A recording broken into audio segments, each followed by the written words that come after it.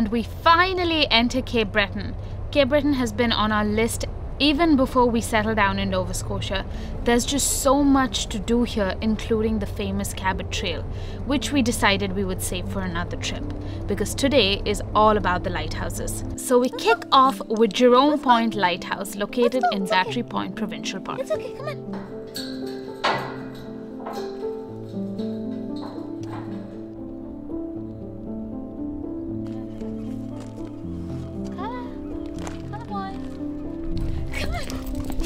It's a short hike up to the lighthouse. The construction of the original Jerome Point Lighthouse, which was also known as St. Peter's Bay Lighthouse, began in 1882. It consisted of a square pyramidal tower with two-story dwelling attached to its landward side. The present lighthouse on Jerome Point, a wooden square pyramidal tower that has a height of almost 11 meters, was built in 1956 along with a new detached keeper's dwelling.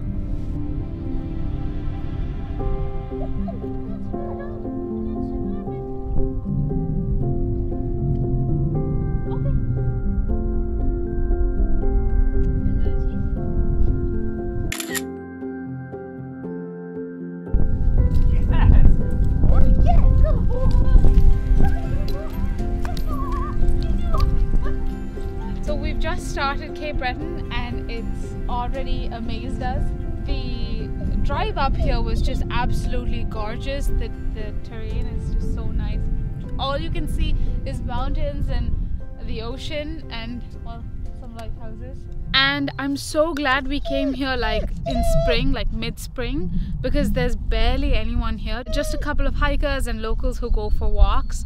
So it's pretty amazing. It's almost like we've had every lighthouse to ourselves, and I'm sure this wouldn't be the case like in the summer. Even Peggy's Cove was so like empty. There was literally one other person there, right? Peggy's Cove. Also, we're traveling on a weekday, so there's that. I think that may have something to do with it also. Yeah, let's keep going.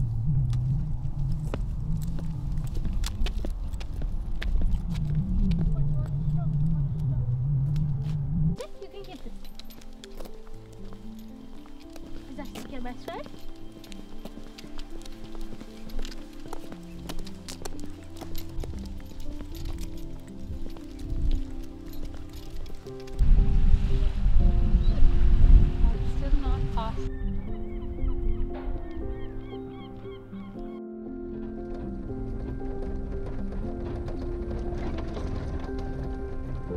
Our next stop was my favourite lighthouse in this whole series, La Ordos Harbour Rear Lighthouse. Although not in the best shape as the other lights we've seen so far, this lighthouse was untouched. The original siding was still on it. It really made me appreciate the lighthouses that have been restored and the people who work towards restoring them. The lighthouse is privately owned, but we did not know this at the time, and I had to get a closer look at this authentic lighthouse. While we were looking at the lighthouse, a man pulled up in an ATV and we thought we were in trouble for a second, but he turned out to be really nice, and he also gave us some history of the lighthouse. See over there to the left, see that rock in the water?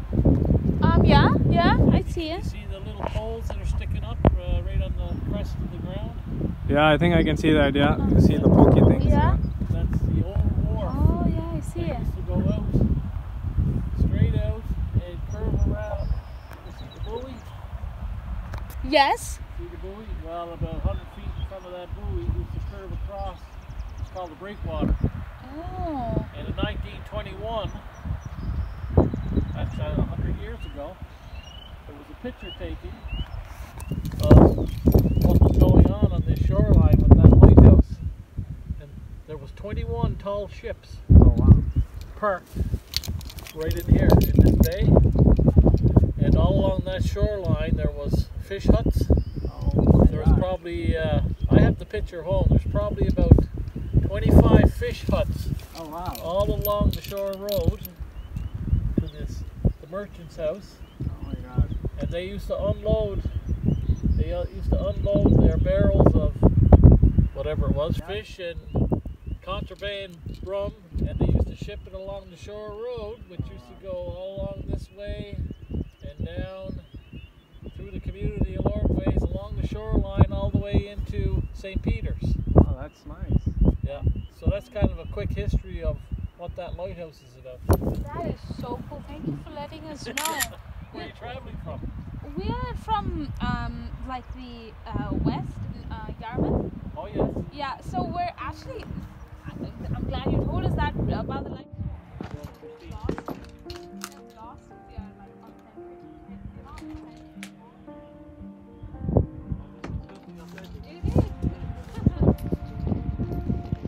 So we said bye to John, and I'm pretty sure his name was John, and headed to our next lighthouse, Sydney Range Front Lighthouse.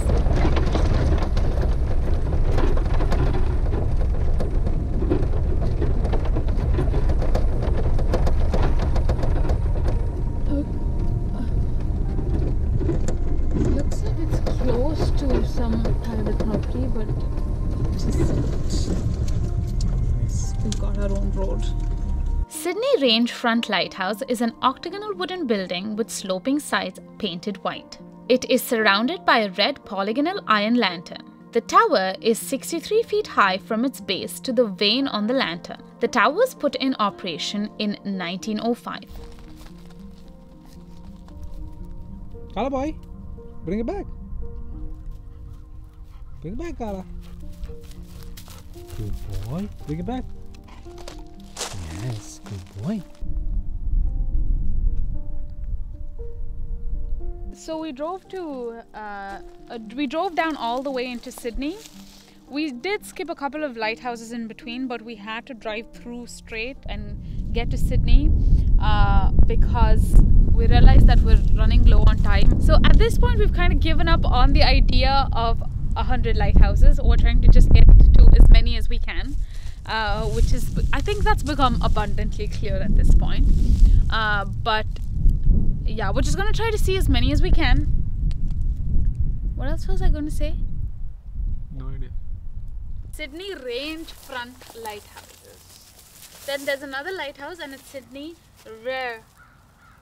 Rare. I think no, rare is like medium rare. Rare. Kala, come here, Kala boy. Come on, Kala. Come here. Come on, Kala. Sit. Kala boy. Okay, Sit. that's what I see.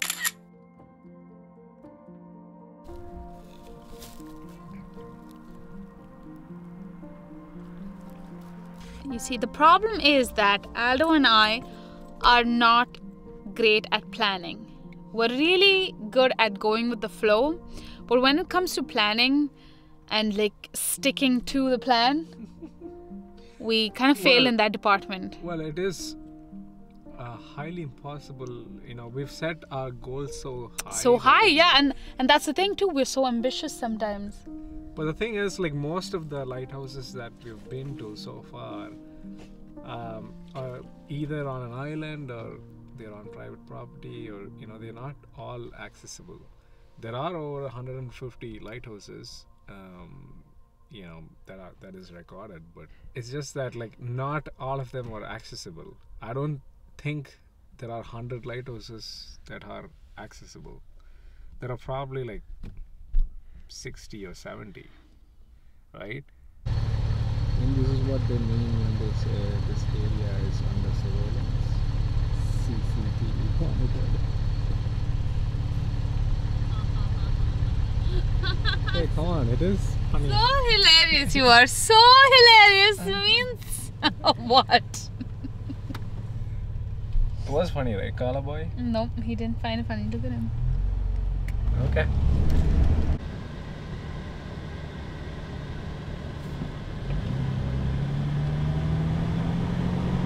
Okay, so this used to be a lighthouse too, and oh my god, they've converted into a house. That is so neat to be able to live in a lighthouse house.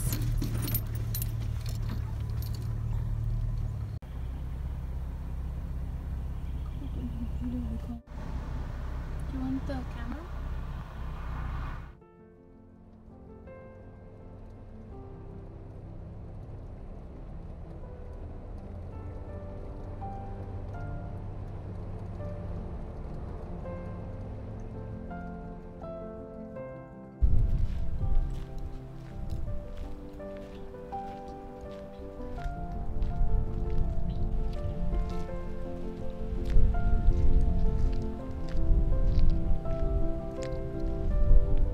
An octagonal tower whose sides were alternately painted red and white was completed on Low Point in November 1832, along with the dwelling for the keeper. The lighthouse was just the 9th built by the government of Nova Scotia. The octagonal concrete tower that stands on the point today was constructed in 1938. The lantern room and lens from the old wooden lighthouse were transferred to the new tower. Now that's a functioning lighthouse.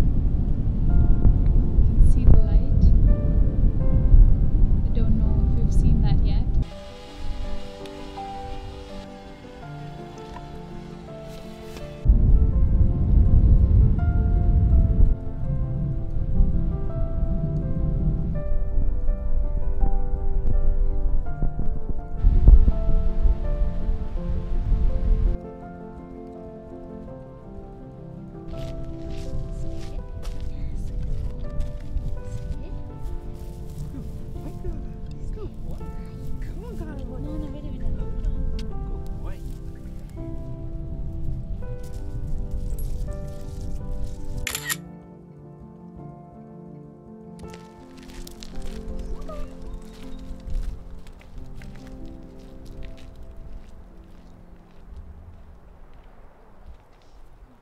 After the Low Point Lighthouse, we were at a low point in the trip, no pun intended. The next few lighthouses we came across were all private. There was the Black Rock Point Lighthouse, Black Rock Point Old Lighthouse, Great Bras Dior Range Front. Although this one is owned by the Canadian Coast Guard, the lighthouse is located behind a private dwelling. And then there was Mcneil Beach Lighthouse.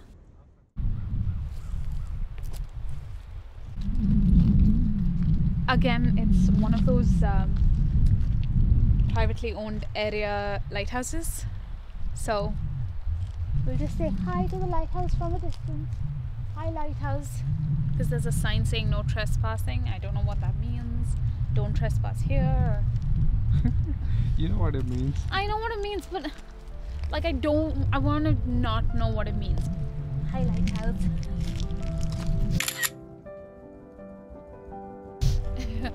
Bye, lighthouse.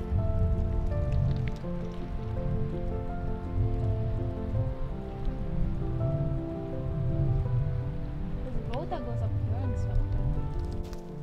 You want an apple? Do you want an apple?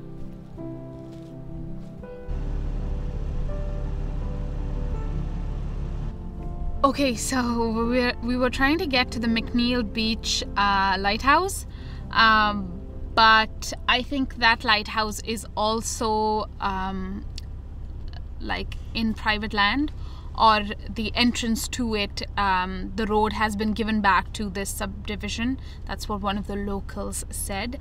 I just asked if there was a way for us to get to the lighthouse, but apparently there used to be a trail, but there used to be a road, but it's no longer there. And this has been the case, or we're seeing these no trespassing signs, or we're seeing like that they're on private property in this area a lot. So I think a lot of these lighthouses have just or a lot of the land has been given back to the subdivisions, or has been owned privately now. So the past four lighthouses that we saw almost, and that was the case with all four of them. So is the case with this. We don't have a way to get to it, and it's a shame because it's located by this beautiful bridge just on the beach. So that would have been an amazing one to check out just as the sun is setting. But bummer, we'll figure something else out. Yeah, but not all is lost, because there's always a lighthouse. As long as you're in Nova Scotia, there's always one you can go check out. So let's go do that now. Yes.